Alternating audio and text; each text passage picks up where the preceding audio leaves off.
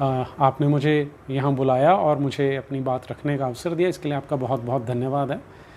लेकिन जो आप बात कर रहे हैं ना, मैं आपको एक एग्ज़ाम्पल से बताऊँगा। देखिए, पहली चीज़ तो आप ये याद रख लीजिए कि कोई भी समाज, वो कोई भी हो, कहीं पर भी हो, वो अगर अपनी संस्कृति को, अपनी परंपरा को, अपनी धरोहर को बचा के रखना चाहता है तो नैरेटिव के ऊपर उसका कंट्रोल होना बहुत ज़रूरी है।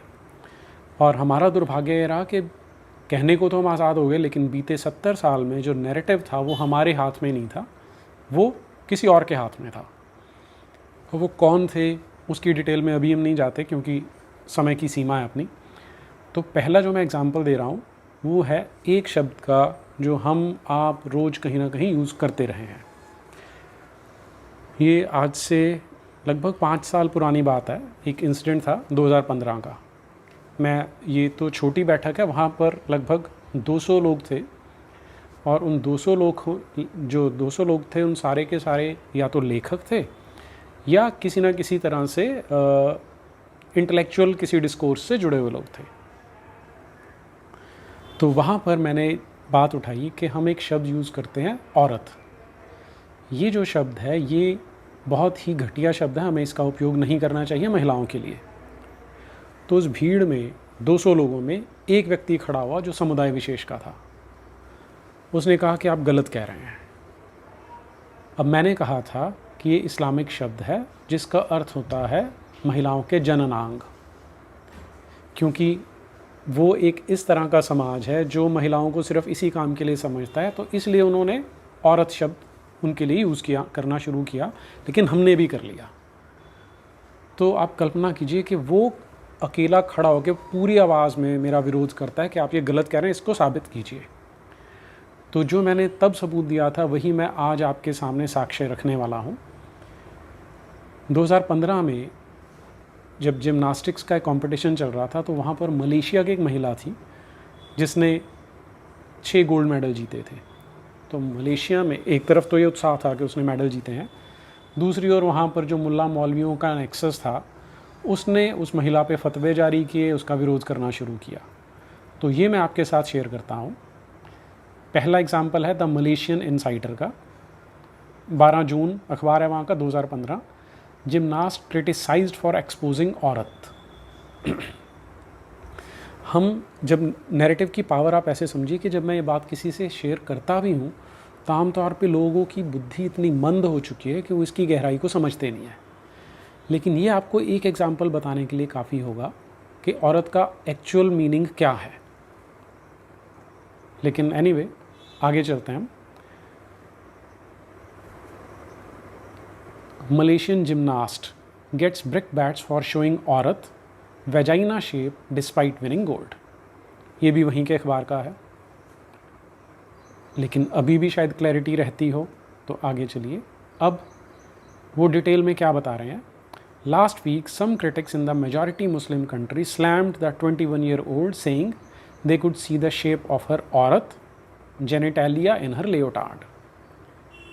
कि वो जो जिम्नास्ट जो एक वन पीस पहनते हैं उसे लियोटार्ड कहा जाता है, कि उसमें वो उस महिला का जो वेजाइना है, जो उसके जेनेटिलिया है, वो देख सकते थे, और जेनेटिलिया को ही औरत कहा जाता है। अगला एग्जाम्पल लीजिए, एक और समाचार पत्र है वहीं का। Federal MP Jamil announced a review of Islamic compliance for clothing used for sports and other fields.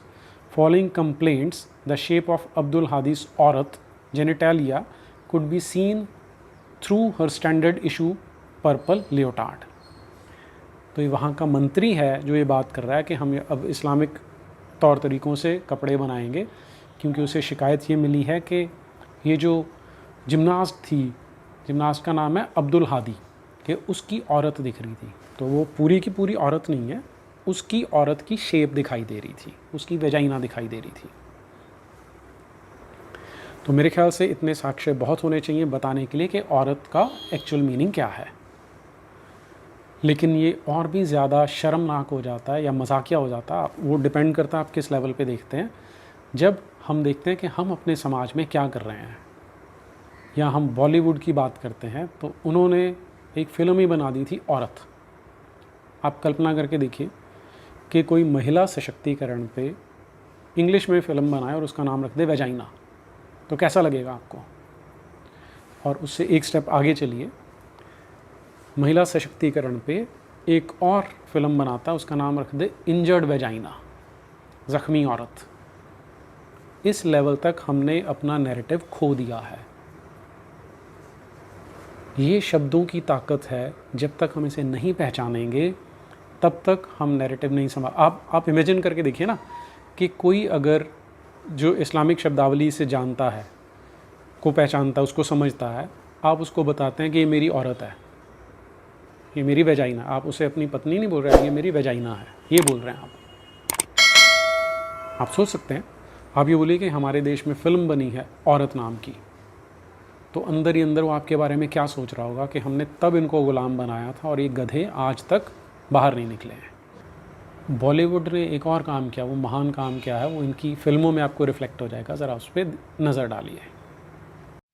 तुम लोग शायद ये भूल रहे हो कि हमारे इस्लाम में औरत को ऊंचा और पाक दर्जा दिया गया है, उसको पर्दे में रखा जाता है। और मौलाना साहब, आप तो सच्चे मुसलमान बनते हैं ना, सिर्फ दाढ़ी बढ़ा लेने से मुसलमान नहीं बना करते। जो मुसलमान एक औरत को इज्जत ना दे सके, उस पर लानत है। तो है